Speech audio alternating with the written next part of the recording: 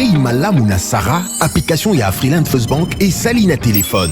Salela misolo na yo na tango nyonso lingi. Na Sarah Banking, ezande bank na chombo na yo. Tinda mbongo na yo na bokengeli nyonso ata ofandi na ndako. Consultez solde na yo, landela ba crédit na yo, sala ba virement bancaire, senga cheke na yo, tope tuna motuna pona kokoso ya lolenge nyonso. Elongo na Sarah Money, biso nyonso tokoti masolo ya bank na chombo na pete nyonso. Afriland First Bank a komiseli biso libenga na ye na téléphone. Ata oza na compte bancaire te, salela mbongo na yo na téléphone na yo na kimia nyonso. Na lisungi ya Sarah Money, okoki kotinda pe kozwa misolo, kosomba crédit na yo ya communication, kofuta mbongo ya biloko sombi, tembe sili. Kende na lombango ko télécharger application na yo Sarah ya Bank Afriland na Google Play to App Store. Pe kimambango na agence Afriland o ezwami pene sika ofandi po ba activele yo Sarah. Sarah, Bank na biso et longo na biso bipai binso. Afriland First Bank, the pack.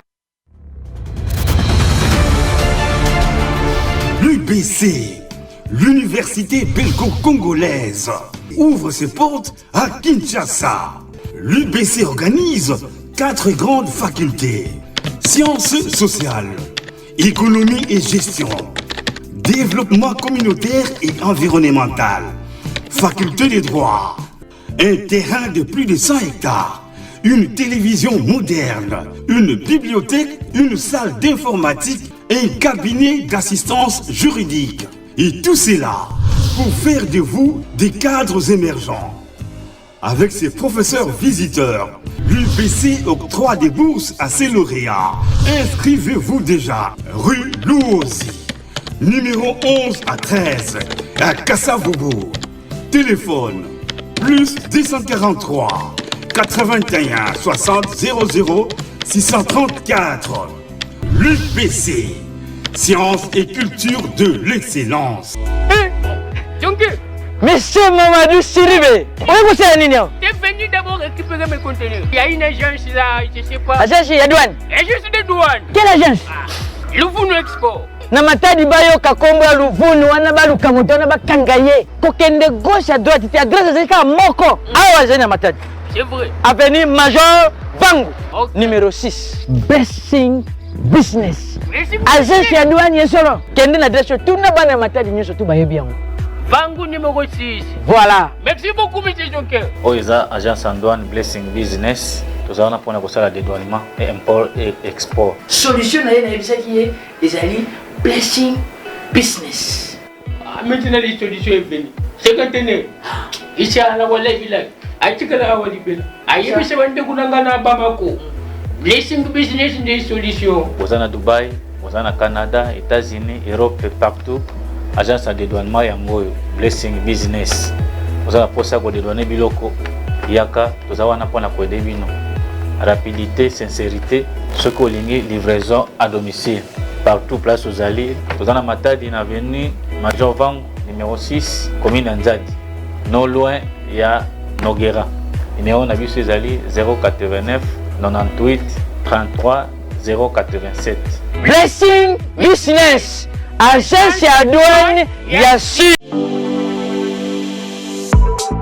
Ayez du nouveau à Kinshasa, le complexe hôtelier Tremplin Royal sous Kanamasolo. Vous qui désirez passer des nuits inoubliables, l'hôtel Tremplin Royal vous offre un service de haute qualité, de chambres modernes répondant aux standards internationaux, salons et salles de bain bien équipées. Votre sécurité est assurée, les portes électroniques et même un coffre-fort dans la chambre. Tremplin Royal dispose d'un restaurant VIP, des plats de différents goûts à un prix hors conquérant, de boissons de toutes marques accompagnées d'une musique douce. Ce n'est pas tout. Pour vos déplacements, Tremplin Royal met à votre disposition une voiture pour tous vos déplacements et un groupe électrogène industriel pour faire face à la coupure d'électricité. Pour vos cérémonies de mariage, de collations, spectacles et autres événements, Tremplin Royal met à votre disposition une salle de fête de 300 places avec un décor de couleurs selon votre choix. Nous sommes situés au numéro 23 de l'avenue Aérodrome dans la commune de Barumbu. Référence Stade municipal de Barumbu. Pour tout contact, Appelez-nous au 081 570 78 00 09 98 55 22 96. Et Salimana Nouté, le complexe hôtelier Tremplin Royal, le confort et les nôtres sous Kanama Solo chez Tremplin Royal Kanokakae. Très bien. Mbote na bino balandi nyonso ya bosolo na politique officielle. Misa ya lingala ya tongo ya lelo ebandi motema likolo bozomi tuna yango ya solo. Misa sangwe ko banangonga nini. Nous débutons avec un léger retard de 10 minutes. Mais to bunda pote to rattraper ba retard ou to perdre. Bozolanda biso na Bunia, bozana Lubumbashi, bozali na Congo central, bozolanda biso na présidence de la République, na Kingakati, bozolanda biso na ba camp militaire, na ba poste, ya ba service na mino même na ba guérite, na ba garage, na Wenze, na ba supermarché, bozolanda biso na commerce awa, na PCB no mbote, na zoliki ete to Rolexa bangonga malamu. C'est le début de la semaine, les lotos ali lundi. Les londe et sengelaki makambo sport et banda pesa malelo. Mais selon une certaine indiscrétion, balobi na biso que ba reporter yango à une date ultérieure pour deux raisons que je connais pas. Donc on est en contact pour na ba service to meka koyeba pourquoi ba reporter yango à une date ultérieure alors que batu bayebaki et sengelaki sala mana mokolo kaka ya lelo. Bosolo na politique ezali la seule adresse où beaucoup qui continuer ko ça la confiance. Bato bazolanda biso na YouTube na Allemagne, na Toronto, na Montréal, na Dublin, na Neuchâtel. Bozolanda biso na Californie, na Afrique du Sud. Bozolanda biso pe na Mozambique, na pesi bino mbote bozali banda ya mboka. Bo continuer ko s'abonner même bino bato bozali awa. Soki bosolo eleki na télévision te na YouTube okomona ngo. Soki pe bosolo bato so bazana problème ya courant na mai. Na yebi kezo tungisa bino olio nyo kwama okotikaka na bosolo na politique officielle bo s'abonner belé, ça nous fera du bien. Lelo ezali encore spécial. Spécial Pambate, je me rappelle la toute dernière émission Oyo na salaki na chaîne au place Nazalaki Bosso, boyebi yango Congo Web. Nous avons reçu un fils digne de ce pays, Ibrahim Kabila, tanto yamba qui est le 15. Et puis Nasimanango le lundi, on est venu faire l'émission. Tokutana n'a pas de problème pour ne pas revenir dans ma cambo sur les gars qui. Bref, pour na battu belé, bah mon aïe que Ibrahim Azagi le roi la porte malheur pour na bossolo na politique. Selon batumsunde ba monaki. Mais l'histoire les agi l'histoire n'angaïté. Pour n'angaï en tant que technicien, en tant que moto aibi makambo. Au contraire, c'est lui qui est plus suivi, l'émission qui a été la plus suivie de tout le temps, l'émission Ibrahim Asalaka, a plus de 300 000 bazos, il y a presque 400 000 vies. C'est que Batouazagi n'a pas ça koyokaye. Et il a été interpellé dans Souka, dans la condition Toyebi, il a été relâché, beaucoup de choses autour de ça. Finalement, la période où Ibrahim a commis dans la parti politique, ce qui mouvement est salami, tout le monde a payé dans 4, il y a sali moins de 3 apparitions comme ça, Azar on a soutenu. Akimi, Bakangaye, Azara Sosuté, Azouambongo, il y a beaucoup de questions autour de ça. Lelo, ngana zuli sous l'Olendo, il y a représenté Bino Lelo na Tongo, invité Oyo. Batubele batuni ngabiote, mais pourquoi Ozo Yamba Ibrahim, pendant qu'information est à Makasi, information est à Makasité, Mboka nyonso est à bloquer la consultation, tout le monde a vérité toyebani. Bisonyos tozo c'est la kaka mokonzi mboka loba. Soki président de la République a lobité et za makamba boshab ba lobi on est dans la sans effet. Soki kaka chef de l'État ndeto koyeba comment est-ce que nous pouvons démarrer. Makamnyos tozo ça les akaka ba tâtonnement mais décision en souka ezanzambe na likolo chef de l'État a wayebi eloko nini na kosala. Donc on tozo sala tozo mekaka ko kanisa. Tozo mekaka ko donke na makanisi ya mokonzi mais moko ayebi eloko nini na koloba. Donc consultation débloquée nyonso toza kosala. Nous attendons impatiemment les discours du chef de l'État pour fixer l'opinion par rapport à tout ça. Moutounion soit collègue na bosolo, technicien, moi si andunda, receveur, chauffeur, maman malewa, policier a collègue na bosolo na politique. Botika la ba politicien le roi la bangonde baza ba kolombo kate. Biso peuple totika la roi ba téléspectateur total la kakaka. Yango moni bazo yiba et puis na soka bazo ya okabela biso tokomi ba umbo na bango. Pourquoi yo collègue na bosolo te zoa décision le na bosolo ozo bangani. Israël ozoluka lisu makambo oui nazoluka makambo malamu makambo mabete za malamu naza koyamba pour la deuxième fois beta maboko na ndako loba ayeli susu moto wango ayeli susu Ibrahim Kabila mbote nayo mbote mingi neko Israël tokutani su lelo mikolo ezaki mwa ebele kasi motuna ya liboso d'abord boni nzoto nzoto ezali kimia na ngolo ya nzambe aza kobatela malgré mikakatano elekaki mais nzambe azobatela oza toujours souriant sourire na yo ezali kolagisa bozwi eza kimia non biso bato ebi nzambe naza mos donc mutu ya nzambe na ebi nzambe na ebi liloba nzambe il faut nazalaka toujours koseka nde boye bateyaka biso na bamusulman parce que je suis musulman donc namoni eloko nakoki kokanga kanda te. Très bien.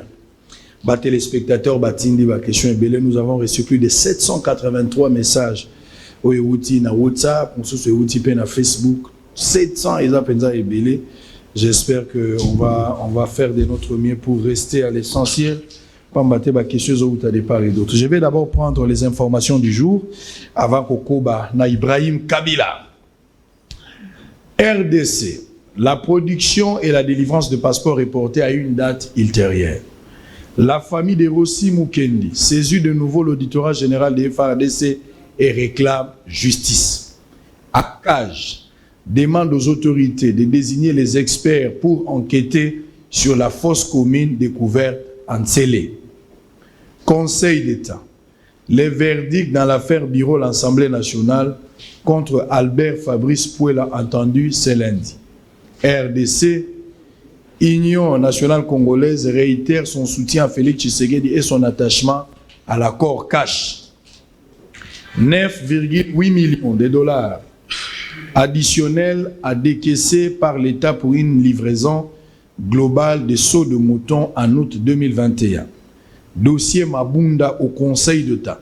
Thomas Lokondo remet en cause la qualité de Fabrice Pouela. Gratuité de l'enseignement. Fridolin Ambongo pour un retour de la prise en charge des enseignants par les parents. Donc Fridolin Ambongo alingi ba para bazonge la kofuta mbongo na bango ndenge babanda kofuta.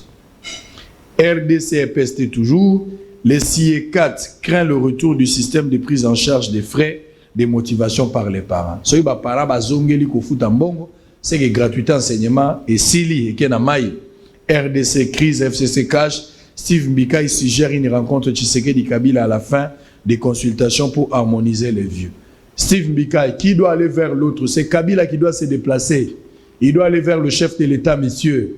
Le chef de l'État consulte et Kabila peut se déplacer pour aller rencontrer le chef de l'État. Ne cherchons pas, Français à ono une rencontre. Est-ce que bakuta na wapi? Bakuta na Aldar, bakuta na wapi? Bakuta na bureau Bosolo, to bakendo kuta na wapi? Bakuta na Nzela Mai. Alors que cadre de consultation ezali, pas politicien toujours ba français ko baluka mais. La kota teo. Ndeko Ibrahim Kabila. Alors, on va évoluer. S'il vous plaît, un peu de respect au plateau. S'il vous plaît, on va évoluer. Nazo tuna ba question ba tenir, on va tindelu ebele.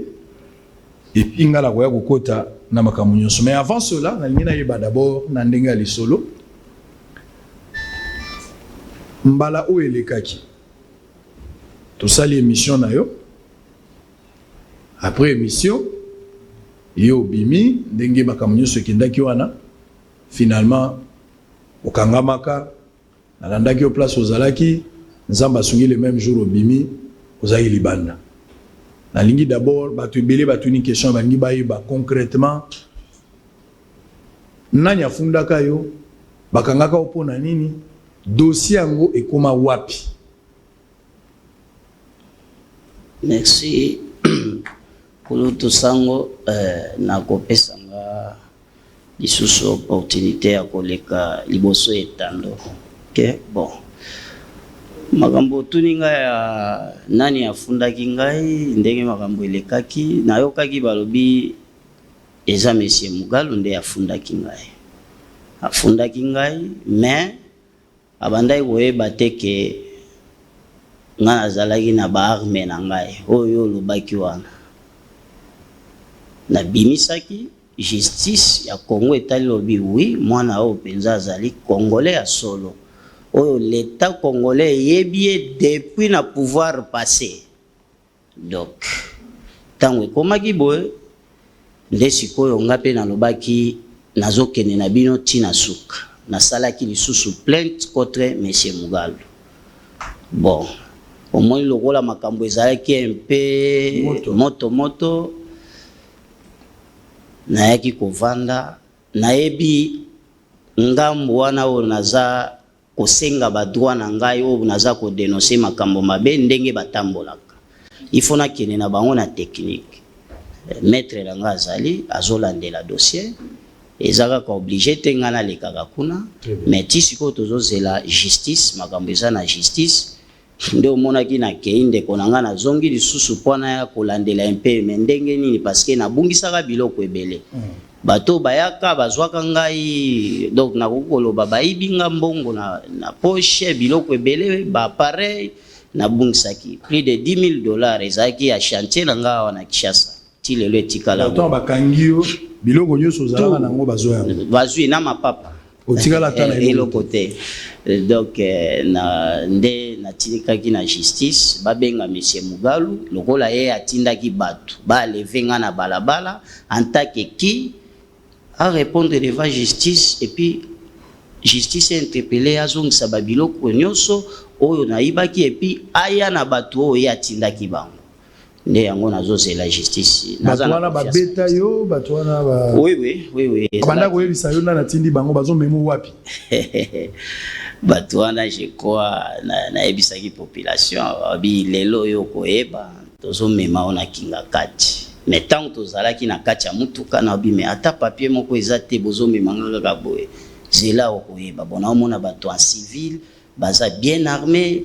Bon, mutuka na bango pesa non matriculé et puis namoni na bi bon oezani na bi ça va nakomi ko se préparer na kokosa ote ndeko Israël tozokende na kinga kati ya wasiko na bi kinga kati donc nakomo raisonner déjà ndenge bangando bakolianga po akuna na oka kasangwa bangando et pas grand frère bon ndenge yo lobi mais naebi kinga kati na olobela magamba kinga kati très bien nde na vandi na lobi bon bangando baolianga na okufa lokola mobali wana mutayebaki azati nazomilobela nga moko awa eza tobeta na kama makofi na webiso makambo ya solo na vandi na moni kaka ba changer oh non fuite d'information ke bo changer bo eno tika to déposer koto nga na yebaki eloko te po nazalaki déjà na carême et puis nazalaki dépassé namoni kaka batiki nga wana mais eza pasi mingi nakobakisa moke ebongi chef de l'état Félix Antoine Tshisekedi apesa penza toli lokola aza commandant suprême ya forces armées congolaises et police nationale bapesa toli mutu lokola ngai nayebani mais bino basoda bozokotisanga maboko na poche mais na brutalité bozana papier moko te salaki nga pasi okangama lokwa muyibi donc ok naza mwana mboka et puis naza na bana nanga bazotala ndenge papa bazokanga esalaki malamu te donc en bref makambo eza na justice tozo continuer ba avocat bakopesa nga résultat ya justice ndenge. Très bien. Alors question ya liboso parce que va pas comprendre que okangamaka c'est vrai moto afundaka yo kombo na yebani po justice eyebisaka yo moto aplanifia kokangama na yo justice oyobi yango yo moko finalement batiki yo même avocat nazosala mosala jusqu'à ce que justice akokata likambo yango akopesa raison na nani wana nde eloko tozozela mais oza résident na Lubumbashi nde place oyo ovandaka na émission ya liboso ntango tosololaki ezaka période toyaki presque période ya baconfinement na ebandeli wana olobaki ki okangami awa po avion ya nzela kozonga eza te soki nzela esali okozonga ça fait plusieurs mois ozokende Lubumbashi mais oyepe na Kinshasa. Ozosala concrètement nini na kati ya capitale? Na kati ya capitale soko tuninga nazosala nini mais eza mboka na ngai naza libre, je suis citoyen congolais ya kotambola mais soki na ye awa parce que chef de l'état alasaki appel na ba congolais nyonso oyo amoni ke aza na idée aya pe a informé makambo ya mboka ndenge eza kokende yango ngai Ibrahim Kabila nalobaki oui en tant que biso ou bien ngai mwana na un nationaliste na oui kotika la boete il faut to soutenir mokonzi ya mboka pona azali congolais et puis aza kosalela mboka na ndenge sengeli il faut biso nyonso tokende kuna. Donc il appel consultation au mokonzi ya mboka lobi a consulter batu nyonso yo po yo ki yango olobi pe oya. Question oyo ozozongela nga mingi batu ebele ntango nasaki émission na yo batu ebele balobi est-ce que penza za mwana musée eza lokuta est-ce que eza penza solo yo moto monaki ye nga nazomona boye mais batu balingaki nayebi te finance eso nini mpona lakisa batu oza mwana musée est-ce que lelo na tongo ozo confirmer lisusu que ozali mwana musée to après kosamba o comprendre que na ba document oza nango ozala no mwana musée te? Oui, en tout cas merci pour la question. Eloko na koyebisa bino bandeko nanga congolais naza ndeko na bino congolais 100% mwana ya fe Laurent Désiré Kabila oyo atelemeli makambo ya mabe pendant 18 ans. Eza na batu misusu bayebi nga malamu te, eza na ba oyo bayebi bazobanga koloba baza na se bayebi na telemeli pouvoir oyo eleki makasi pouvoir wa grand frère na yo te yondo lobi nga na ko confirmer loko wana te naza koloba na ko confirmer te parce que so ezana biloko musuna obina beta wawa to ya okata émission émission ozaka direct yo ko yaka na karata ba problème ezali wana baeba naza ndeko na bango congolais naza na souci ya mboka eloko etinda kinga na ya na bosolo na politique ezate parce que naza na besoin ya mbongo beli non pona naza na passion ya mboka nanga na lobi nga en tant que mutu ayebi ata secret moko na ko tika ba congolais bakufa na ignorance bo etendenge na yaki. Donc je suis votre frère congolais mwana ya musée d'origine mwana ya musée Laurent Désiré Kabila noko na yo azanga na prison nani Edika Pende wana aza koko na biso noko ya papa nanga Laurent Désiré Kabila. Très bien. Alors, Ibrahim Kabila, ozali membre ya parti politique, to ozali membre ya parti politique te? Ndeko Israël, bon, omoni makambo tuninga naza membre ya parti politique te, mais avec le temps, Nzambe ya kosalisa mutu nyonso azalaka na passion ya kosunga mboka na ye.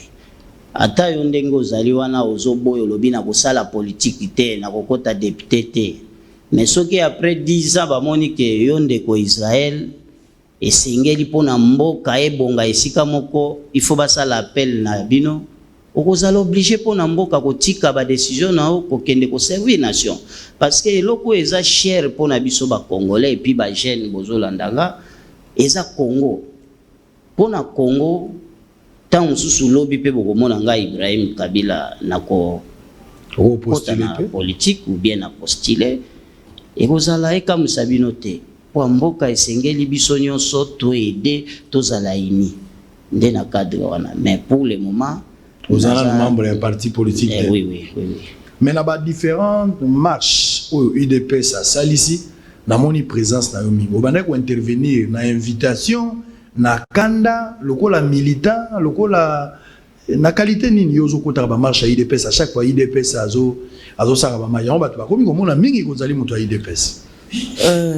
Non, écoutez, omoni ndeko Israël soki nga na bandaki kokende na ba marche wana oyo ya nini eza parce que tozotala mboka ekufi mingi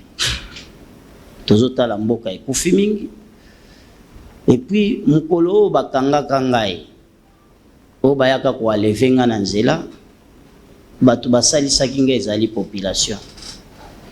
Depuis ce jour-là, on a décidé qu'il n'a dit non, il faut servir mboka na ngai, ata soki na sala ka ki coordonner na ko servir nango. tango baye koloba makambo ya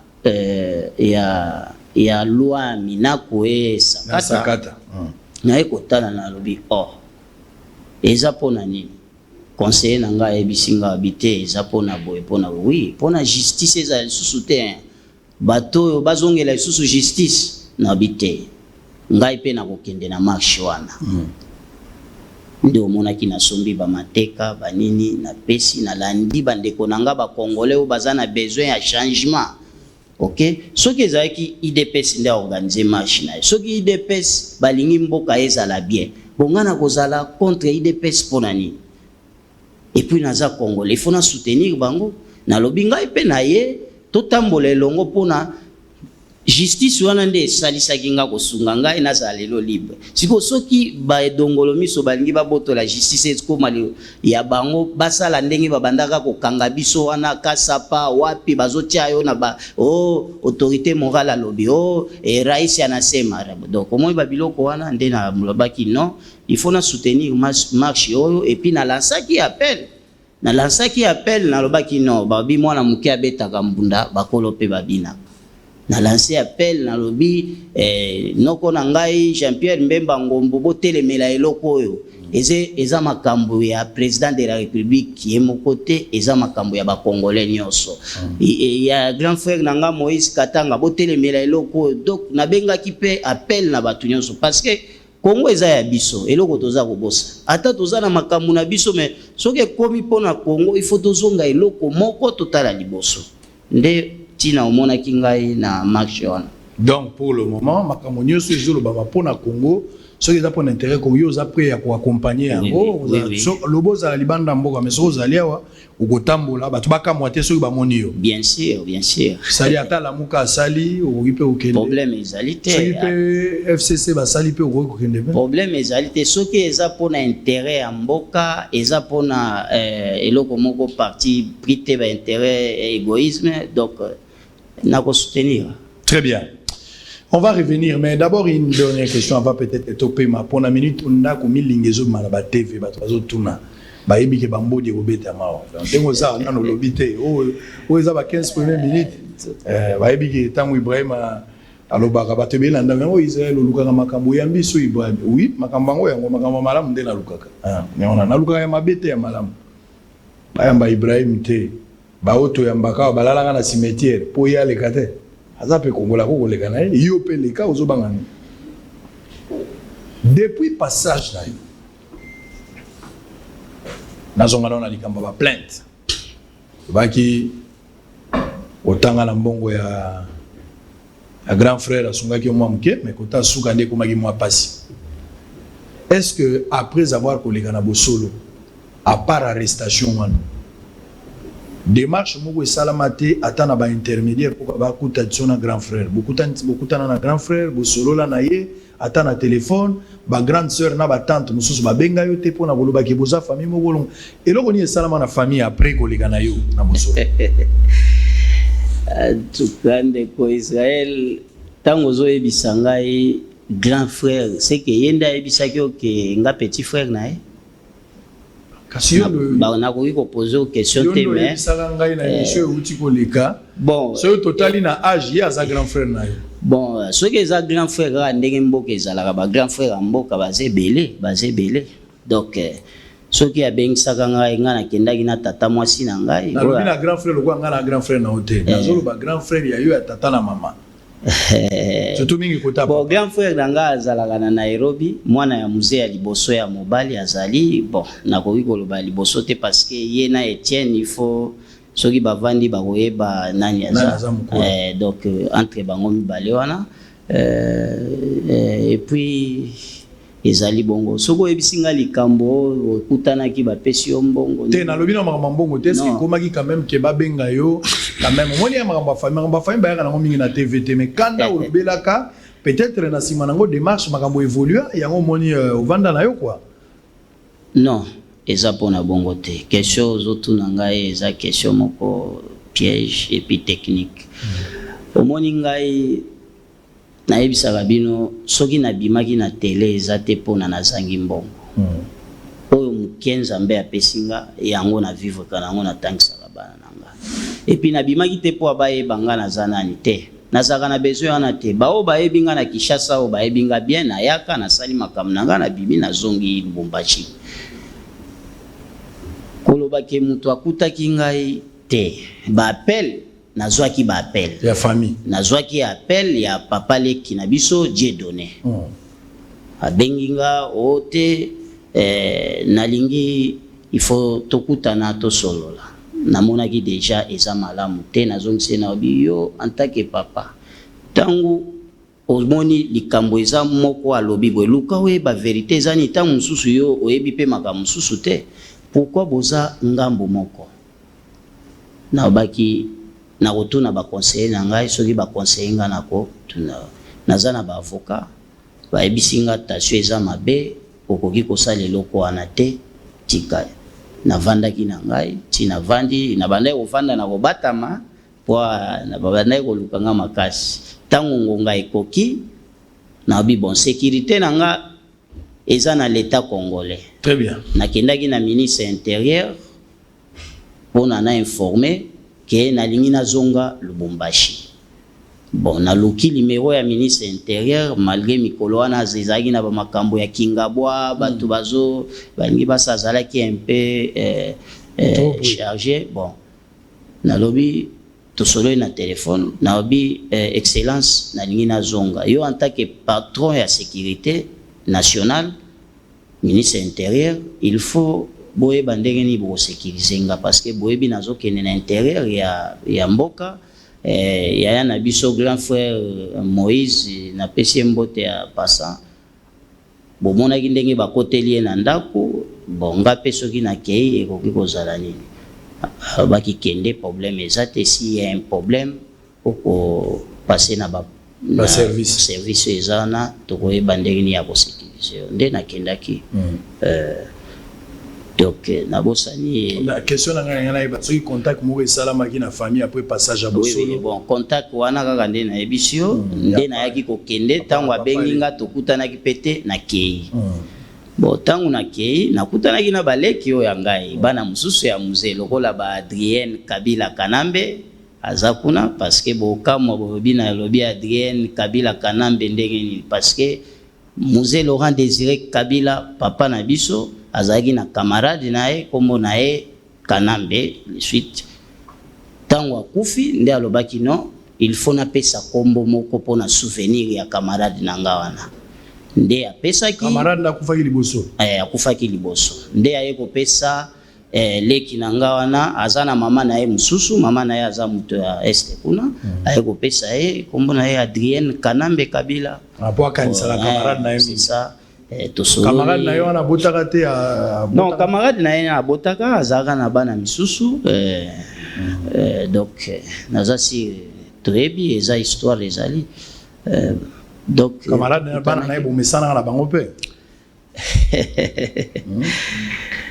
wana ba question sango wana ba question sango ndeko sango soko lobi camarade na ye bana na ye tomesana ki na ye te parce que ngai ndenge ozomona nga boye papa bokolinga te nga na bokwami na ebisaki yo soki ozongi sima écoute avant et pas à tante et pas à maman parce que tante nanga place yo azalaka na bukama il y avait pas moyen ya kumatendre donc na bokwami na mama na ngai Marie Claire paix en son âme na ebisaki yo aza muto Équateur pe province orientale mama oyo aboti siko tozalaki na me ya koloba tozalaki na bana soki ya camarade ya papa te tete tozalaki na bango te me tobandaki koyoka o toyebi tel nde yango ye camarade ya papa azalaki na bana ndebo oyebi bango te moyoka kaka na kombo toyoka na oyoka lokwa kombo nani oyo oyebaka bana sango question wana na vous répondre très bien bosolo na politique officielle beta nanda kuchabo sango très bien on va se reposer un peu on va prendre un élément ba consultation eza ko continuer mokonzi ya mboka ayambaki ba chroniqueur ba député ba musicien chrétien Bosolo et Tombaki Weekend, on n'a pas pu vous montrer cela. J'aimerais est-ce que Botala Yango commence à se passer.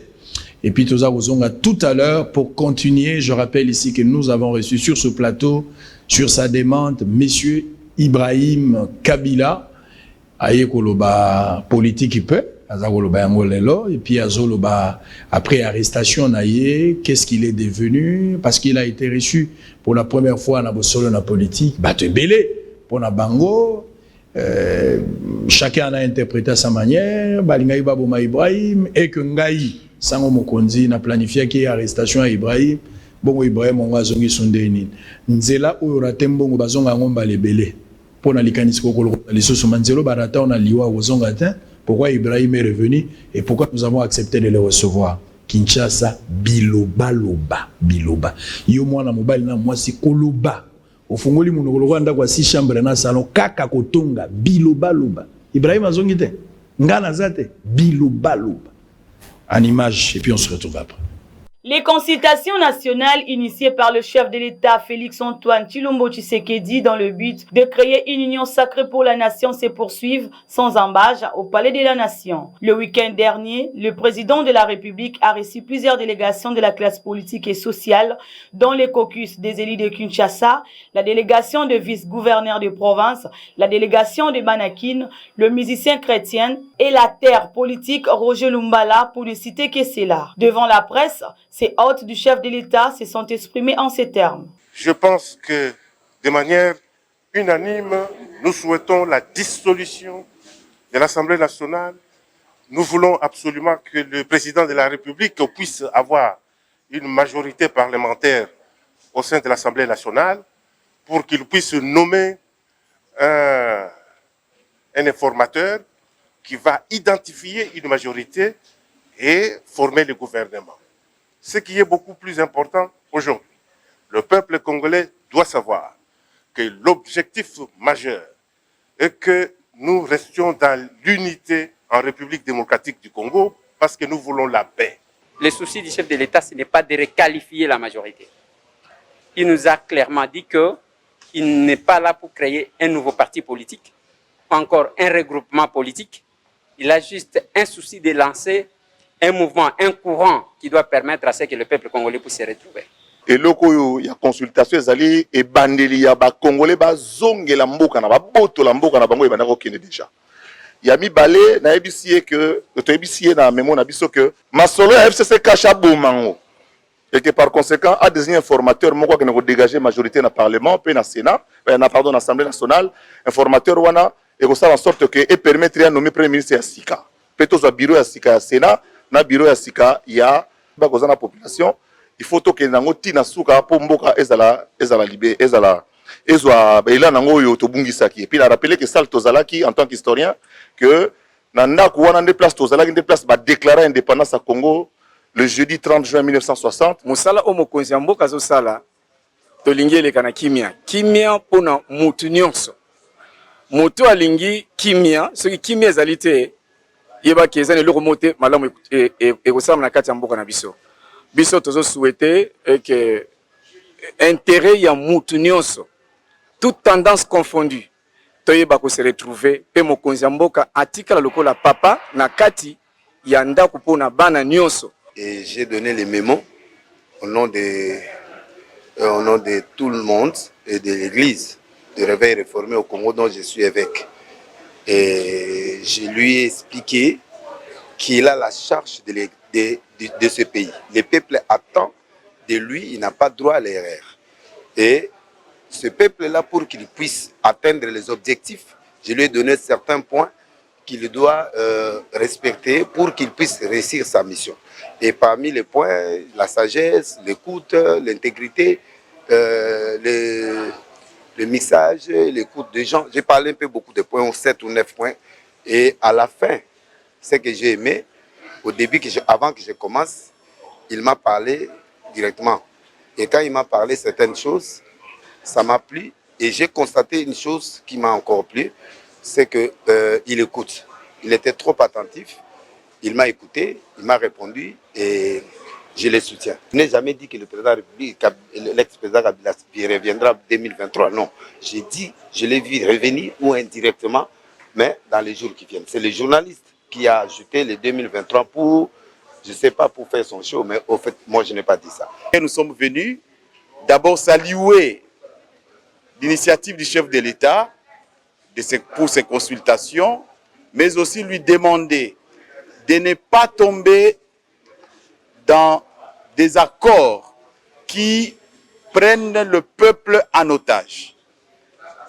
Et que malgré tout ce qui a été fait et tout ce qui sera fait par la suite, que même dans l'union sacrée qui sera mise en place, que le chef de l'État ne puisse pas tomber dans de nouveaux accords qui mettront le pays en otage. Nous sommes venus en tant que chroniqueurs socio-culturels pour le sensibiliser sur l'importance et l'utilité de notre culture pour l'image de notre pays. Vous savez comme nous que des pays comme le Nigeria ou l'Égypte connaissent des problèmes d'ordre sécuritaire compliqués à gérer à cause du terrorisme. Mais très souvent, ils mettent à contribution la culture pour redorer et consolider l'image de leur nation. Après un week-end de trêve, le président de la République va répondre avec les consultations ce lundi 23 novembre au Palais de la Nation. Cette semaine semble la dernière. La population congolaise attend impatiemment les... Très bien. Mokonzi mboka za kokoba semaine oyo pe akuyambata monsieur ozala semaine ya suka. Je vais vous lire d'abord un petit communiqué avant de continuer. Bosolo na politique, il y a encore du temps, ne vous dérangez pas. Nous sommes là pour ça. Communiqué de presse, direction générale, République démocratique du Congo, ministère de l'enseignement supérieur et universitaire. L'Institut supérieur d'informatique Chaminade, ISIC en sigle, informe le public en particulier et congolais en général qu'il procède aux inscriptions de nouveaux étudiants pour l'année académique 2020-2021, notamment à travers ces deux principales filières qui sont l'informatique de gestion et réseau et technique de maintenance pour les cycles de graduats qui fonctionnent dans la matinée. L'ISIC inscrit aussi pour le cycle des licences en conception des systèmes d'information ainsi qu'en administration réseau en télécommunication pour le cours du soir à partir de 16h. Comme institution catholique d'enseignement supérieur formant des futurs ingénieurs en technologie de l'information, l'ISIC offre une éducation intégrale basée sur les standards internationaux. Ainsi vise-t-il à donner la République démocratique du Congo des vrais leaders et chefs d'entreprise dans les domaines des sciences de l'information et de la communication. L'ISIC invite donc tous les jeunes diplômés sérieux d'être des futurs ingénieurs informaticiens à s'inscrire dans ces bureaux qui sont ouverts de lundi à samedi au numéro 1 de l'avenue Kikwit, numéro 1 quartier Mazambare, habitant Ouyolo, dans la commune de Mongafula. Pour tout contact, appelez au numéro plus 243 81 70 01 839. Fait à Kinshasa le 8 octobre 2020 pour le comité de gestion de l'ISIC, professeur Blaise Mosengo, directeur général, révérend frère Denis Kitega, secrétaire général académique. Merci. Alors, Ndego Ibrahim, nazongi suepa na yo. Oui. Ozala Lubumbashi, phénomène katakatanga ezotungisa bato mwa mingi. Bato bazo yebate problème ango ezouta wapi, insécurité za makasi. Est-ce que vous confirmez na tongo lelo qu'insécurité eza makasi? Est-ce que vous avez information place Gédéon Kyungu azali? Nani azo créer insécurité na Lubumbashi? Merci Koloto Israël. Eza pasi mingi. Eza pasi pe mawa. Komona Katanga province munene lokola Katanga epesi na yo mutu oyo nyonso za nango lelo mais okoma ingrat et akopesa ngo merci oyo lelo baza kopesa na Katanga. Makambo wana ezouta musika te. Botuna baye oyo wana baebi place Gédéon azali banani babimisaka Gédéon na prison. Est-ce que ezanga ina yo sango? Batuna mutu wana parce que Gédéon azalaka na prison. Bakei babimisi ake na zamba bake babendi. Batuna ba camarade ya Gédéon baebani biso na bino toyebi mais makambo ya kokata katanga yango eloko na teaki bandeko nanga bakatange botika eloko wana. Il faut bolanda Moïse Tshombe. Moïse Tshombe tango ayaki papa na biso wana alobaki il faut tozala eloko moko atikaki katanga eza moko. Mzee Laurent Désiré Kabila tango aye alobaki te na eko libérer katanga po azalaki na force ya kokata pe katanga ekomi mboka avandi na ye parce que azalaki mwana katanga alobi non, je suis venu pour les Congolais et puis na libérer Congo nyonso. Eko banda boni biso bakatange toyambi mutu topesi ye nyonso azongiseli biso bino moko boyebi lelo tokota na baje ya kokata katanga non. Eloko na confirmer au bateau bazana idée ya kokata katanga ce sont des étrangers. Oyo bayeli biso wana aye koliki Lubakati aye koliki Karonda aye koliki Kibemba nde ba se rassembler derrière wana po baloba bakatange non. Nazo ebisa ona liboso ya Nzambe na uti katanga eza na katange moko te aza pour makambo ya kokata katanga. Et puis ekosale magate po soki bakati katanga wana lelo ezate bakobanda kopesa biso mutu na mutu mbongo na ndako na ye non basi basalisaki biso kokata katanga tolingi tokata lisusu nini bakateli biso Lualaba o Katanga Kamina Kalemi bakateli biso tolingi lisusu nini tokata lisusu ekoma bakomini. Donc wana eza babiloko moko oyo kokosala te on alandaka ndeko yo nazo bosa su kombo na ye mais kombo na ye koya alobaki makambo Katanga wana alobaki Katanga nde ezali ya grand frère Joseph Kabila natangi siko kombo turo Katanga eza penza mabere na ye ke bato musu bakoya koya te pona koya kosala buzo ba place wana tango yo zoloba ke makambo Katanga wana toyambi yo Katanga yambi nani yambi Kyungu omoni nalingi kolobela ba étranger mingi te na kati ya émission nalingi naloba makambo ya Congo et puis pona ba Congo tango zo tangela nga ba kombo mususu na ebite bon ezo sala nga un peu compliqué tango nga na komi na Katanga biso nyonso bakatange toza na leader na biso moko papa na biso papa Kyungu. Donc mot d'ordre na ye tokolanda yango mutu akosana te toyebi histoire bayaya na biso bazali wana na Katanga Moïse Katumbi Chapwe azali soki alobi tokolanda yaya na biso mususu Batone Muyambo soki alobi tokolanda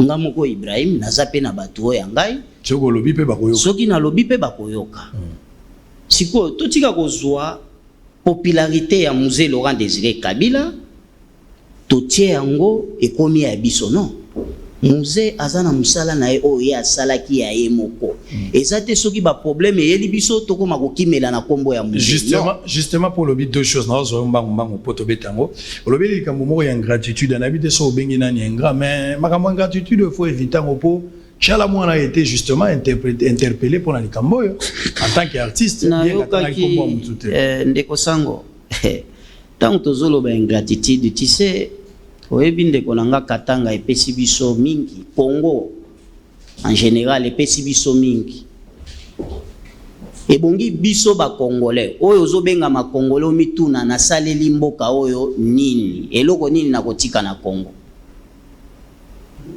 soki na babi biso bakatange na pouvoir euti koleka bapesi biso nini eloko te ingratitude pona biso bakatange tosalisi nyonso yebisanga muluba moko oyo asi azwi baye kopesa biso baluba kati poison en retardé bo premier ministre ya mikakatano ya ba problème soki nga nazalaki papa na ngai premier ministre nalingaki na démissionner parce que aza mutu asali biso nyonso toza bana tozotala ye biloko azosala mais soki akei pour un intérêt général ya kotia biso bakatange tozala bien et ozala malamu biso bakatange to profiter na eloko oyo te batu ba profiter nango eza bapaya bapaya kaka o baza ba uti ba province mususu to ba étranger non ba étranger soki na obi bapaya baza ba étranger ba uti na na bamboko boyebi zinga boyebi bango.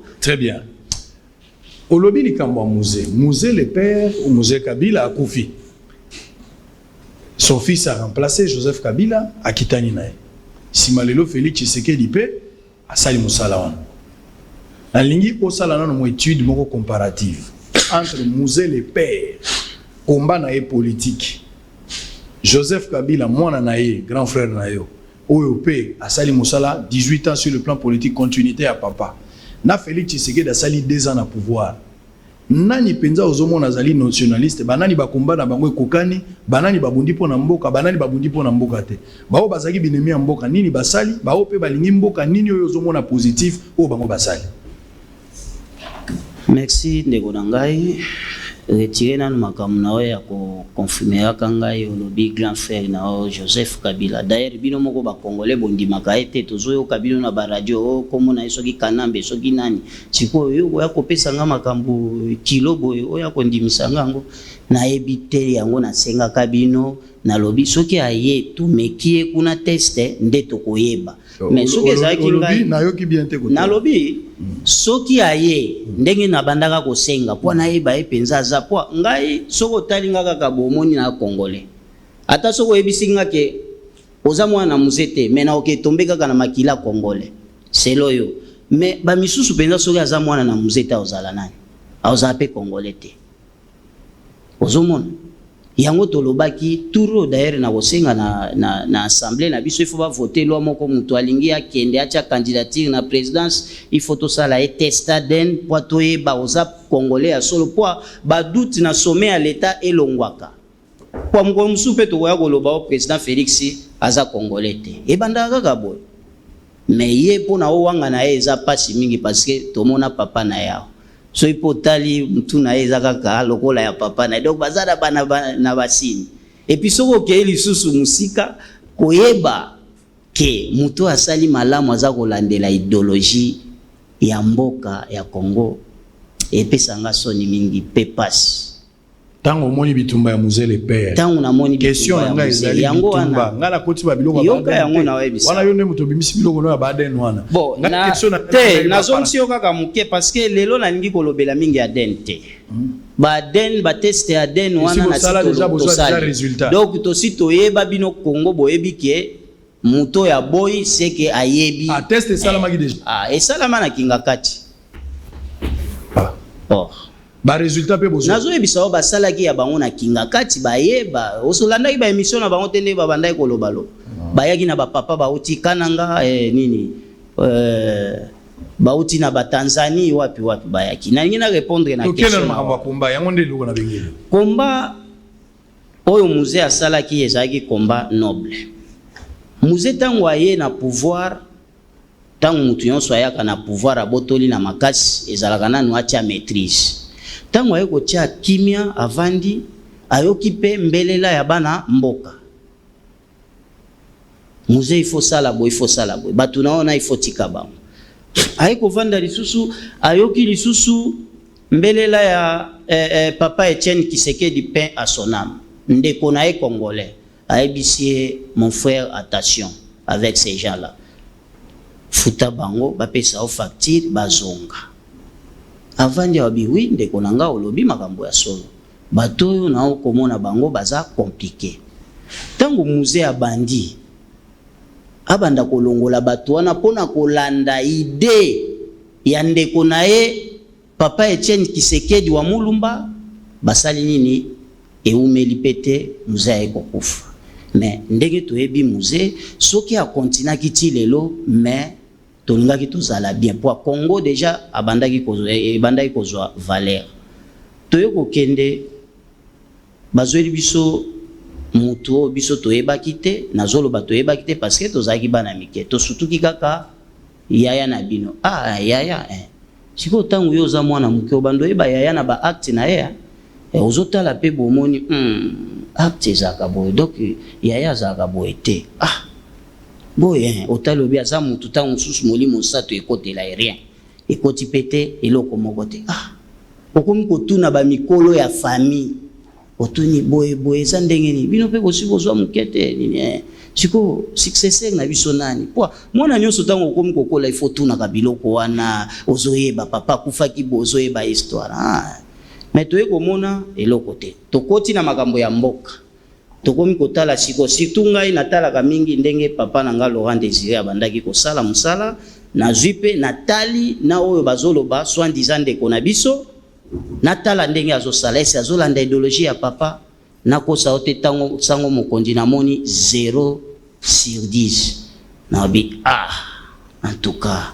image ya papa tozoboma ngo kaka boye mais okoloba nini oza na makasi te tellement lokwa namonaki boye na siretiraki fona bata sikoyo tango toye komona ndeko na biso Félix Antoine Tshisekedi Tshilombo président de la République akoti na pouvoir papa eloko ya liboso asali tango asilisi koprete serment ake azwi ebembe ya papa na ye omoni mwana mayele azwi papa na ye akondi esili abandi siko makambo ya mboka avandi alobi papa alobaka nini le peuple d'abord atali alobi bon natake nano justice po papa alobaki eloko nyonso ava etambola justice abosani te tala avandi lisusu pilo atali tozalaki na hero moko national awa Laurent Désiré Kabila oyo boza kobenga ke mwana na ye atikala ata kosala yango te atikala ata kokanisa te atali kuna na nini Kanyama Kasese alobi tika na fungola service national en tout cas o muza bandaka na obi navandi na ngobi mtoyo bilembo papa biso aza penza na amour ya Congo bilembo ya papa akomi ko bimisango bilembo ya papa oyo abota ya akomi ko bimisango oyo aza mutu ya ko soutenir banda wana na lobaki il faut ko soutenir donc pour le moment tozomona bilan chef de l'État azobunda pona peuple et puis soko tali ndenge azokende na intérêt général ya la nation. Très bien. Oui. Sikoyo tokokota na port ya FCC Cash. Ibrahim Kabila va donner aussi son point de vue.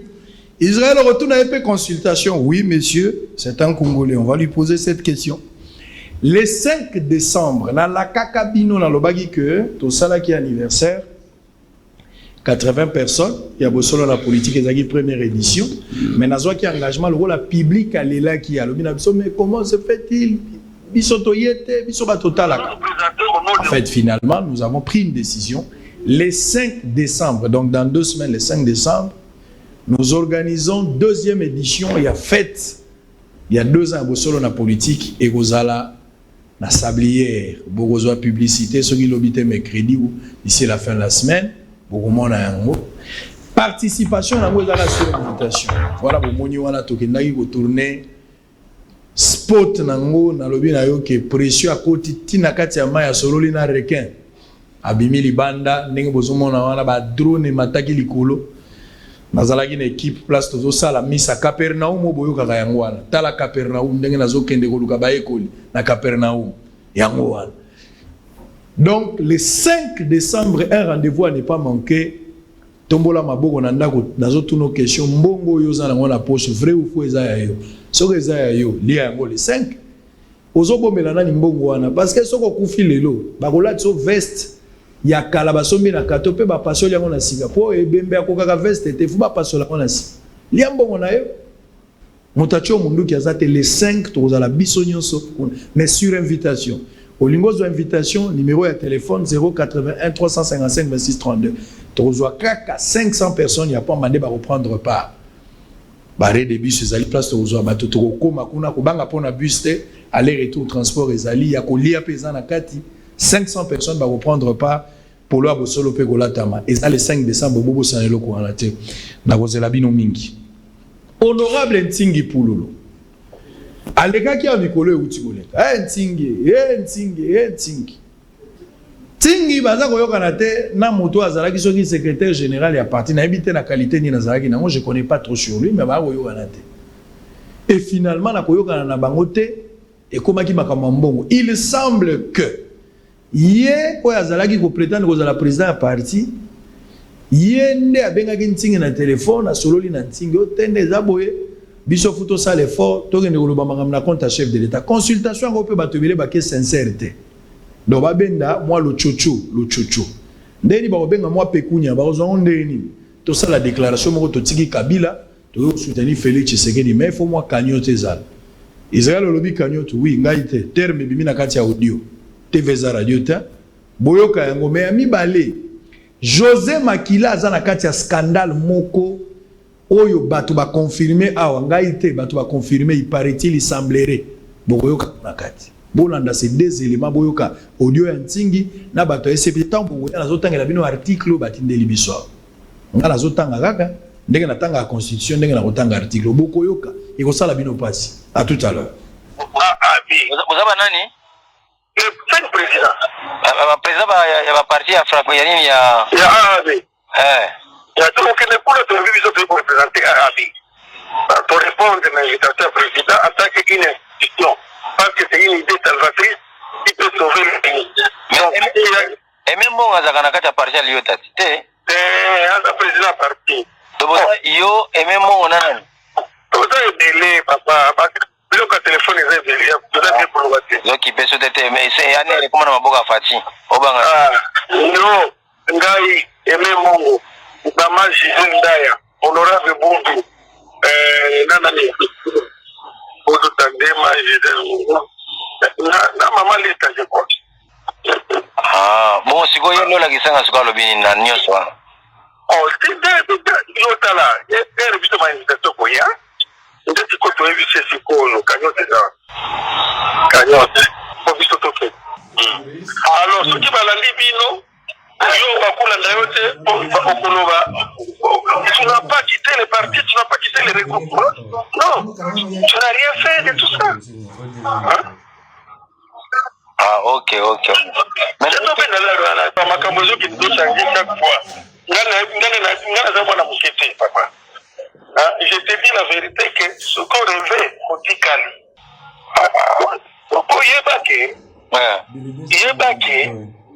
En tout cas, pour le moment, Kabila a une posture faible. Vous comprenez? Ok. Il a une posture faible et qui qui d'ailleurs va faire sa moi,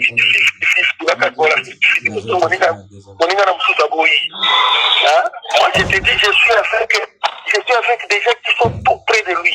Tout près.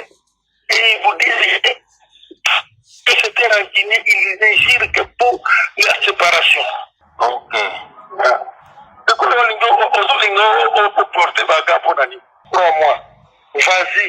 Prends les 7 000. Hein? Prends les 7 000. Ce qu'on a en côté, on regrettait.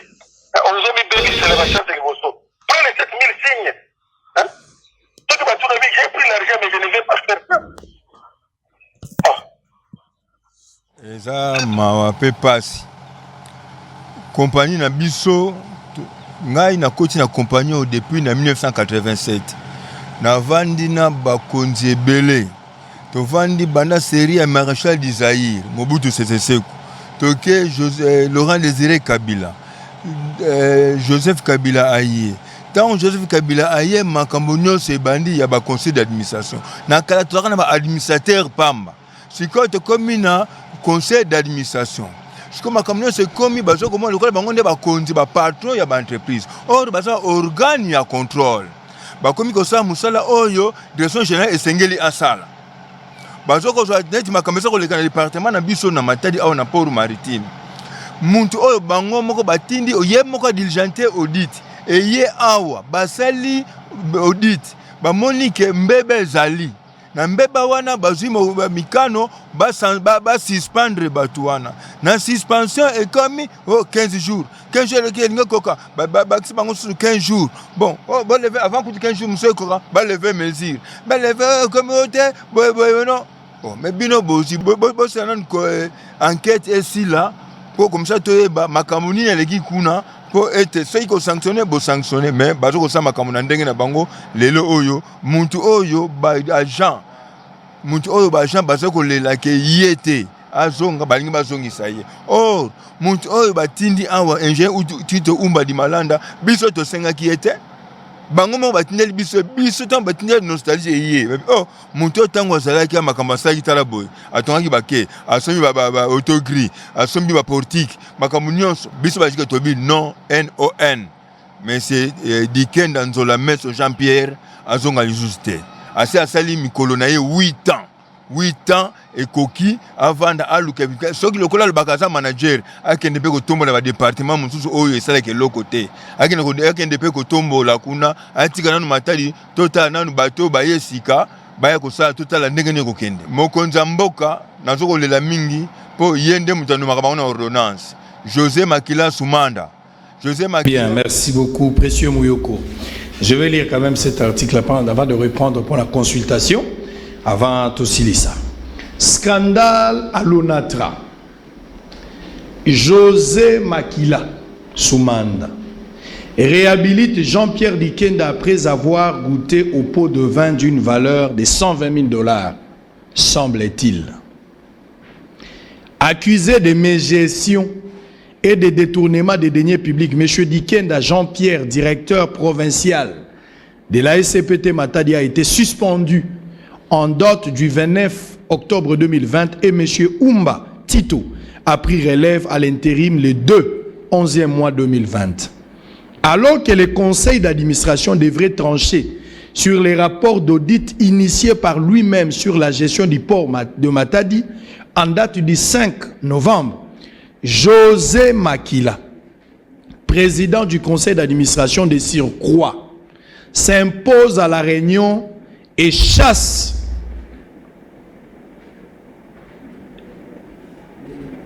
ML et le DGA Gabin Lulendo à Bengani Bango na kata réunion qui s'opposait à lui au Baboyaki ordre du jour où il a imposé Bango.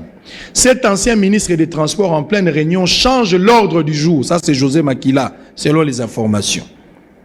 Il change l'ordre du jour pour réhabiliter M. Dikenda Jean-Pierre et refuse modicus que les rapports d'audit soient discutés lors de cette réunion du conseil d'administration. Ezalaki matata. Selon les informations, des Bossolo la politique officielle, des sources sûres, apprend-on, José Makila aurait été corrompu. Aurait.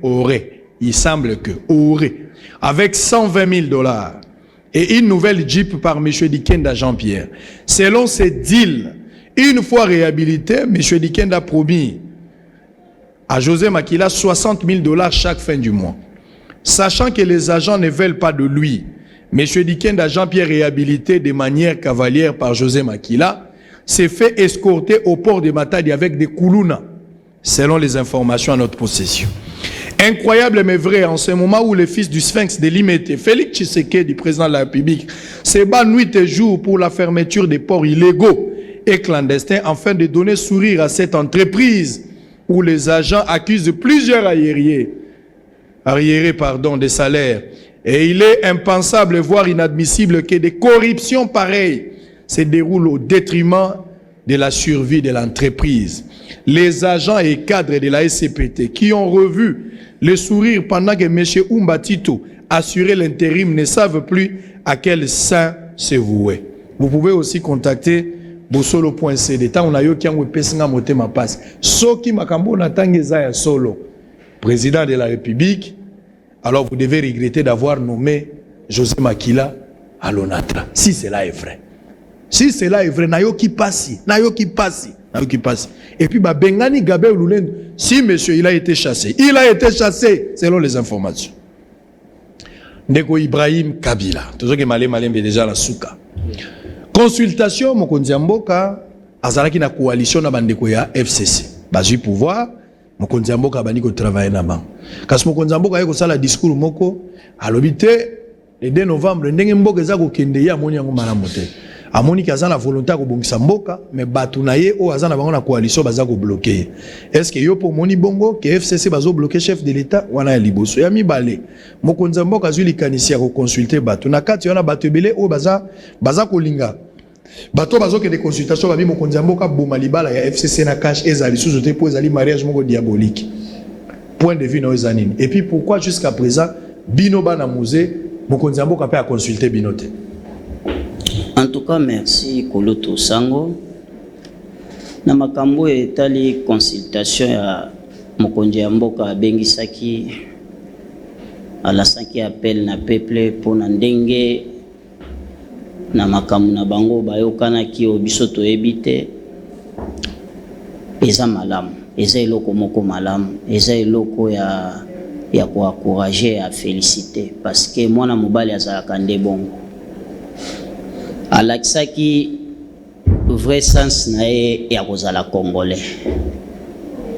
Je crois na ba sondage tosali na bato mingi baza kosepela ata esika na uti kuna na Katanga baza kosepela na idea ya mokonzi ya mboka apesi na mukuse. Mais yo moko sepeli te? Non, naza kokende. Omoni neko sango logola idée uti epa ya chef de l'état ye moko tosepeli makasi na obina o ngai Ibrahim naza konta ya idée oyo ya chef de l'état bimisi ko consulter batu nyonso soki kutu na lingaki na bakisa lisusu il faut pas atikala kaka na batu ya consulter akende tina ba mama ya ndunda po ba mama wana nde bazomona pasi bazosibir pasi eza biso batozo tambola na mituka te climatiseur ba papa o batekaka ba poussière ya makala batu wana nde bazo sentir peine ya buzoba oyo biso toza kosala ba papa na biso ba banda politique kala o ba misusu bazo comprendre te mais ba misusu ba komo comprendre oyebi soki lelo totali tozongi sima bolobi accord FCC cash président aboma yango mais bozoko sana accord ya président na population siko soki tokei totali accord ya président de la République na peuple congolais na accord ya FCC cash et kozala ndenge ni. Donc je crois président de la République azana eloko akosala te akofavoriser plus que accord na ye na population. Pour accord na ye na population eza plus de 100 millions d'habitants. Ya FCC eza soki 180 personnes so 138 personnes. Donc ozomona batu lokola wana bakoki kokanga biso nini te président Nyata Bortoleka. Donc apanza plan wana apanza plan. Oye koya eya. Omoni président de la République asalisi biso bato mingi bo comprendre ga ete menga na tala ga na ba acte na nyonso azosala na obi ya solo. Donc accord FCC cash ezali souté président de la République asalisaki biso asungaki biso. Est-ce que biso toyebaki nani azana besoin ya kata minembo toyebaki te président tikiti bato bakei papa abimiseli biso nani azalaka na besoin à comment dire kokata Congo akata kamwa parti na e ko balkaniser mboka balkanisation le vetin. Maintenant awa tozo senga na population na président de la République asunga biso toye babanani balukaka ba congolais bakufa po eloko président zo sala eza pour l'intérêt général yangai na yo na bana na biso bakoya bakoko na biso OK ezala FCC ezala cash ezala lamuka eza pour l'intérêt na biso nyonso OK maintenant président de la République il faut abimisa batu biloko ba bombi na libumu baide na bango abeta bor tomona sikoyo nani azalaka contre président soki président azui ba décision ya malamu ekozala na intérêt ya peuple tokomona sikoyo nani akozala contre yango biso peuple to se charger na ye. Donc c'est simple. Donc nous on ne pouvait pas rester là pour na ba accord moko ya ba individu wana etali biso te. Président de la République faut atala accord na yo ya signaki na peuple pour peuple pesi 5 ans na 5 ans wana bakoyebisa ye président orespectaki accord te, tosengaki mai, tosengaki klasi, tosengaki courant, tosengaki salaire ezala ya malamu ya basoda ya bafonctionnaire à l'état. Siko tango président kokoka biloko wana te, omoni ke accord na bango ya 13 personnes wana bango nyonso tokoefakue bango. Donc président il faut tout ça accord aux joie peuple. Et les accord ya FCC. Très bien. Ouf. Ogi sagesse et bimiawa.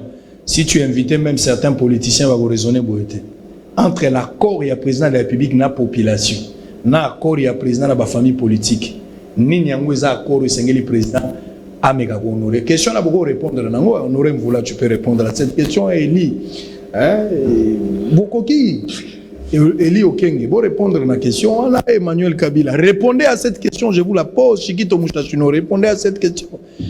Maurice Eombo depuis Suisse. Na Marthe Diake Sebazei Moyombo. Bon répondre à la question entre accord wana. Hector Badibanga, tu peux pas répondre à ça, Christian Tchichikou. Faites vite, répondez. Les numéros est là, j'attends. Boss Ibra, bon répondre à la question wana, ça fait quand même du bien. Pourquoi bino famille à Mouzeti Siko n'a pas consulté binoté? Tozozela chef de l'État ndenga yambaki bandeko na biso misusu bana ya ba président misusu bana ya ba ministre ba premier ministre misusu biso pe bana ya Laurent Désiré Kabila abosa na biso te, il faut benga biso toza na idée ya kopesa pona makambo etali mboka. Donc akoki ko tika biso te ko isoler biso pona ba accord ya FCC cash biso toza na makambo wana te, toyebi eloko wana te. Biso toza na ba accord na biso to votaki pona azala wana. Bon, tozozela chef de l'État tangu akomona tana ye ekoki akobenga biso pe po topesa idée parce que sengeli biso bana ya Laurent Désiré Kabila. Il faut to la sa position na biso. Toza pour peuple congolais ndenge papa na biso azalaki ou bien toza pour individu groupe ya ba infiltré moko ba côté biso na mboka. Non. Donc il faut to la sa position ya ngonga na lobby tokoki kotika kombo ya musée eleka boyete biso bana na musée il faut to soutenir consultation ya chef de l'État parce que eza pour intérêt général, eza pour intérêt na président parce que soki président alingi azala na bien akokipe makambo wana te akobenga kaka dialogue ye ba dialogue entre bango ba politiciens ba kaboli esili avandi na ye a continuer. Et puis soki chef de l'État zalaki mutu oyo alingi na ye amisale la vie na ye na bana na ye me boyoki na konti na ye ba milliards ekoti lokola ya batu misusu eza na ba Panama mais bozomona eloko te aza ko se baser mingi na nini. Et puis na discours ya président Kulutu Sango eloko na moni esalaki nga penza na obi eza nazoyeba te na obi yango papa na biso abotaki Félix kuna na ngambu mususu beza ndenge nini obi kaka bango baluba ndenge bazalaka bakokanaka kaka nazomona na elobeli nazomona kaka Laurent Désiré Kabila. Donc okomi komito na soki Félix aza mwana musée no mais ba décision na eza nyonso kaka lokola ya papa na biso alobi je ne trahirai jamais le Congo. Makambo na monaka na papa. Na monaka na papa. En tout cas, il faut te soutenir. Très bien. On va revenir pour terminer. Mkomususu Yesu abandi ko bisa ba petelo. Alobi ngonga ekokoka batu bakoanga ngai yo petelo yo koanga ngai. Po Yesu tango azalaka jidanda azalaka matata mponyo na yakala. Donc mutabanda obomba misolo ministre ya finance na juga exemple tata. Do sele ya labuli yakala. Ya Yesu ezalaka nde jida yemta obomba misolo. Soit le bio petelo yo ndenge naza komona yo awa okuanga na ngai petelo abitega bi okuanga na ngai soso akolela tango soso ayo kolela petelo wangani oyiba yiba ki petelo atane lobela atane yo na ilobele zo mona na kalo kola muto abanda kovana na metre ngai te abi yo kuanga na tete moni mutasamba kama lobata atelongi ofunda otala ka bato bia yeyo indice ezanga raté. Très bien, on va terminer. Alors avant de se quitter, ma question est à public, hein, pas moi ma question, mais avant cela, Bocha ba uti koloba makambo wana moni sali moi pasi, ba musoso pe ba sepeli, eza combat politique. Il me semble que le Premier ministre a plus de pouvoir que le président de la République. Maintenant la grande question qu'on doit se poser, Premier ministre a occupé qu'on nomme président de la République, parce qu'on sait que ça, c'est le président de la République qui nomme le Premier ministre. Si le Premier ministre a plus de pouvoir que le président de la République, il sera-t-il à mesure de nommer aussi le président de la République? Il peut nommer son propre président de la République. Je ne sais pas par quel mécanisme. Débat, on a fait constitutionnaliste, mais suivant quand même cet élément du reportage, il y a équipe à Bossolo, on revient tout juste après pour terminer avec Ibrahim Kabila et ça se passe en direct, Bossolo, la politique officielle. Dans notre pays, un régime primo-ministériel. Le Premier ministre a des pouvoirs énormes que le président de la République n'a pas. Si nous devons appliquer de manière orthodoxe cette constitution. Et je voudrais vous demander, citez-moi une seule disposition de cette constitution qui donne de pouvoir exorbitant au chef de l'État. Laquelle? C'est le régime primo-ministériel qui donne des pouvoirs. Pourquoi? Après avoir fait l'analyse des 32 ans de dictature du maréchal Mobutu, on s'est dit on doit pouvoir dépouiller le président de la République de beaucoup de prérogatives, car nous ne voulons plus vivre, sinon revivre le même spectacle. Et donc là, je comprends que vous êtes venu avec la question de Lubumbashi. Comme avocat, vous n'avez pas pris le temps de lire la Constitution. Professeur Mbata, est-ce que vous avez Evariste Bouchaba Lobi? Plateau à Bossolo Yango, professeur Mbata, est-ce que vous avez Evariste Bouchaba Lobi? Professeur Mbata. Na pesio mandat d'amener Miela na yo déjà. Professeur Mbata, yo moko Miela. Ou ya ko expliquer ba Congolais yo posa constitutionnaliste. Na bande ko zela pe ba kulutu lokondo tilelo baza koyate. Très bien, alors on va terminer. Bande ko batunio demande à Ibrahim Kabila qui est derrière lui parce que ceux qui s'opposent à Kabila ont toujours eu des garde-fous. Bato ba s'opposant à Kabila bazala toujours na ba garde-fous na nazana simana. Bon, ndeko sango na koyebisa mutaza simana ngai ezali peuple congolais. Bomonaki bango te. Bato babikisaki ngai mukolo wana. Bandeko na nga ba montar. Bawewa. Ba congolais en général ba bi mwana mboka. Tokotika yake nde kokufa te. Soki ezalaki bango te. Menasi na kufiero bangando balenga. Très bien. Nde na decidaki na lobi pona mboka. Monsieur Sango moni ezopesa mawa mingi.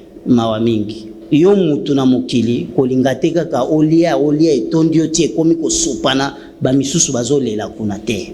Ngai Ibrahim nasepelaka na oyo muke ata naza millionnaire te me nasepelaka na oyo muke basana ngai yo na oyo basa ozoka bana Lubumbashi na Kasumbale sapo ebani. Non, naza mutu oyo selon les informations s'il vous plaît, selon les informations. Oui.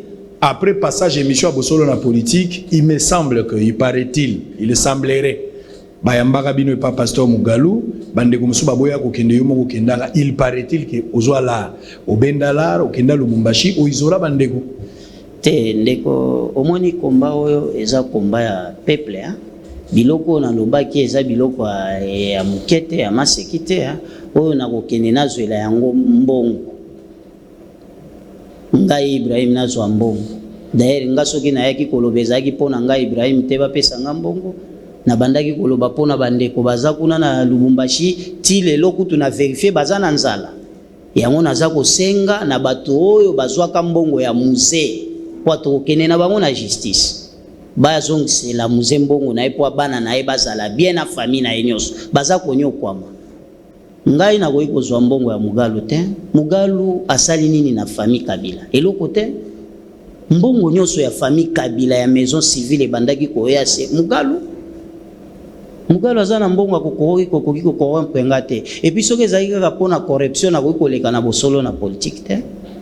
Donc bana Congo bozala kimia, ngana zali ndeko na bino congolais na koki kozala corrompite. Soki na zangi na kotia ata maboko na nzela bopesa ngata isalisi. Na ke na lie mikoleleki me bao bayebinga nazaka courage. Bandakala na boya mbongo ya Joseph tango azana pouvoir na bango na Mugalu na bina kolia mbongo na bino te ya masumu. Ba frère ya Eglon bazali ya agence Eglon oyo mbongo na ngai bandaki ko uta ezoya na maison civile baepo na bapesa nga na obi oyo eza mukie après un mois bokoki kopesa nga $300 te pona ko vivre eza mukie bozwa ngo leto swana pona mbongo bozwa ti manda esili na senga keloko te. Siko awa kaka makambo etali peuple etali mboka nakene kozwela ngo mbongo po nazangi mutuka nga naza na mituka maître nanga Désiré Kasakula na Lubumbashi ayebi na pesa ye mutuka ya 50 ya $35,000 na kabeli avocat nanga ebongo na kozala na souci ya mbongo po na trahir Congo. Non, na yebisaki bino, je ne trahirai jamais mon pays, le Congo. Idéologique ya papa. $680,000 oyoki makambo ya salaire ya ministre ya finance abimisi awa ndenge bato baza kozwa mbongo na salaire oyebike para munene ezokende mingi na ba institution, surtout bato bafutamaka bakonzi présidence ministère machin bango bato bazwa mbongo ebele kasi ndeko na yo oyo azaka mokonzi mboka na kala ye azokozwa $680,000 bino quand même bozozwa pe kolobaka ndeko na ote po ngai na kozalaka confirmer mukola kosalisaka test aden tomoni eke oui il semble que il faut tosenga corps ya musée eza wana te ndenge naza komona eza lokwa batiela biso ekeko moko mais na kosenga na autorisation na procureur pour na apesa biso autorisation bafungola corps ya musée total ya solo eske musée azali wana po nazoka lokola musée akenda na ye na ba pays arabe ou bien wapi ou bien na bamboka mususu na ebite. Bon, 680,000 likambo oyo olobi ya 680,000 bino bozozwa quand même avantage eza kozanga bolingo na mboka. Tomona bato ebele balakisa biso ba exemple ya malamu awa ba Moïse Katumbi ancien gouverneur ya Katanga salaire na ye alobi te bozwa ngo bopesaka ba handicapé mais mboka lelo toza na problème ya kofuta ya gratuité et enseignement.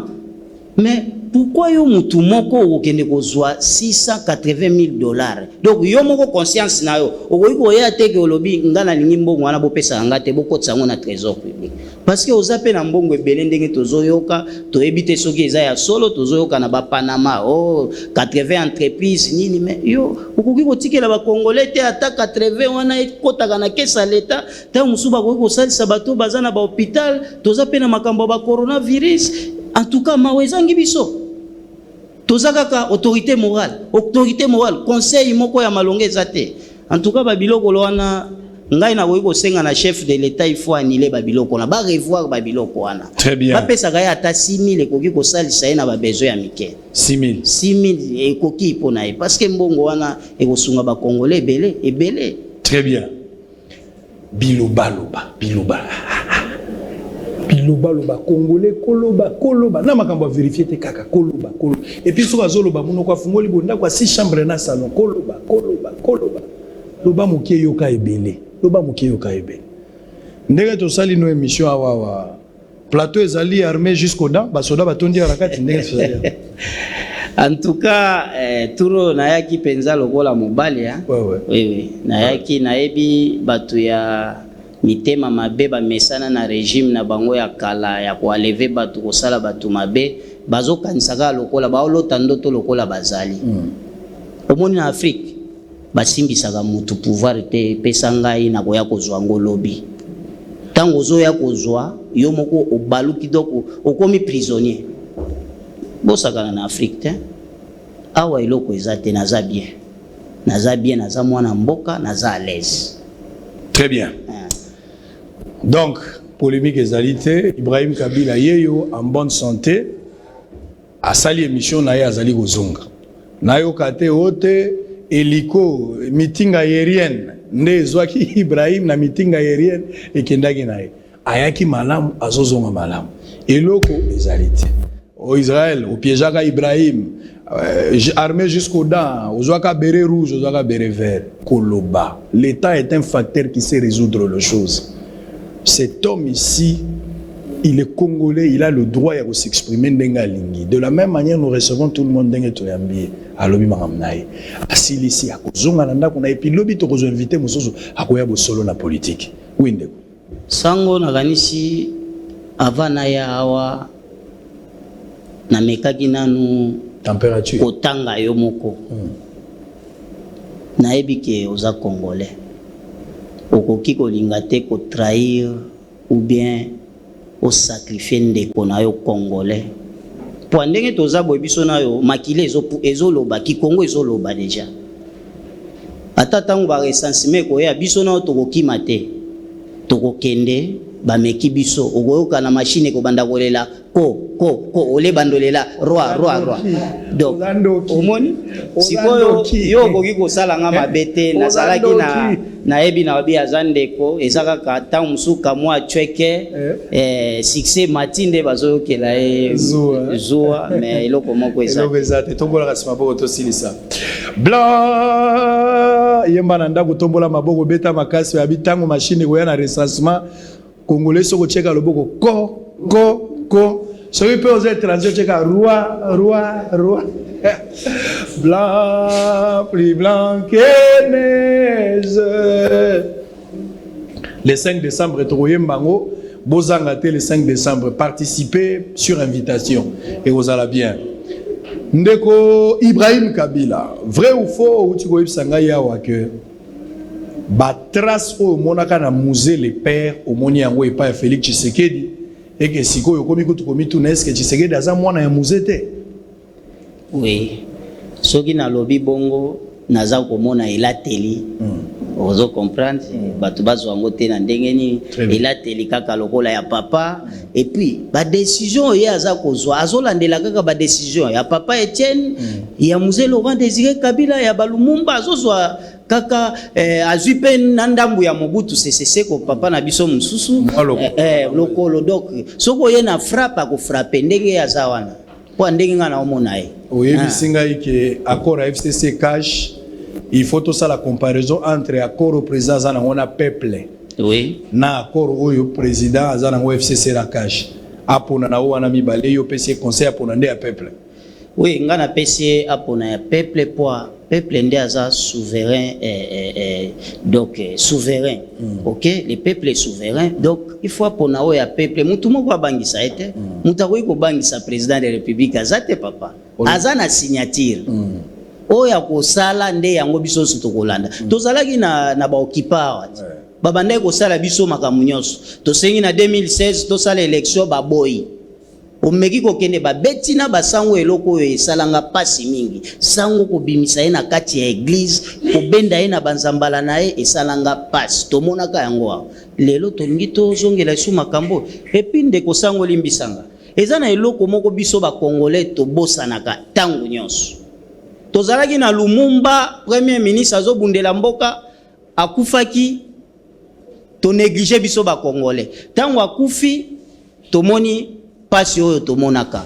Musée Laurent Désiré Kabila ye to négliger lisusu pona to soutenir ba président na biso, ba leader na biso totiki. Musée ba bomie. Complice na biso ba congolais. Tokei na 20 ans de souffrance ou 18 ans. Tomonaki yango biso moko eza ya koloba te sikoyo. Tozui mwana mboka tokomi komona ye azoya na idée ya Lumumba, idée ya papa Etienne, idée ya Laurent Désiré Kabila totika ye lisusu. Très bien. Tokokufa donc na Congo yango bakobotola biso ekili. Très bien. Donc il faut to soutenir chef de l'état biso nyonso congolais totika ba makamu na biso. Olobi ke président panza plan wala panza bor. Anya tabor tolek. Anya tabor tolek. Tozaba ngana za donc volontaire numéro 1. Soki ye ke mabe ngai na osenga ki ministre tena front. Apesinga entraînement na kena front na bundela mboka. Très bien, to limite ke mabe ko ya nzamba sunga to lingi kimia eza. Kasi pona kosilisa olobi na ngai ko za na parti politique mogote pour le moment. Non. Mais tant sou mikolo ko ya ko kipe ko kota politique.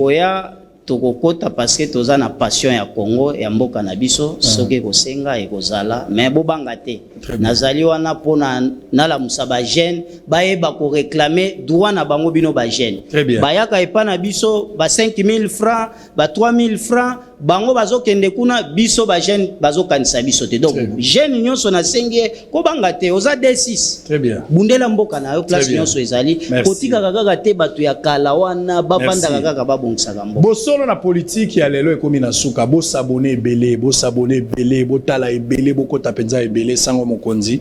On va voir soit le professeur Mbata viendra demain, on va voir ce qu'on va faire.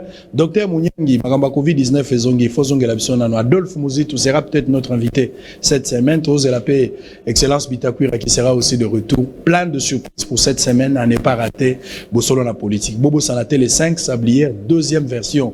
Il y a fait à Bosso na politique 2 ans numéro de téléphone au contact au Salabien. D'ici là, portez-vous bien.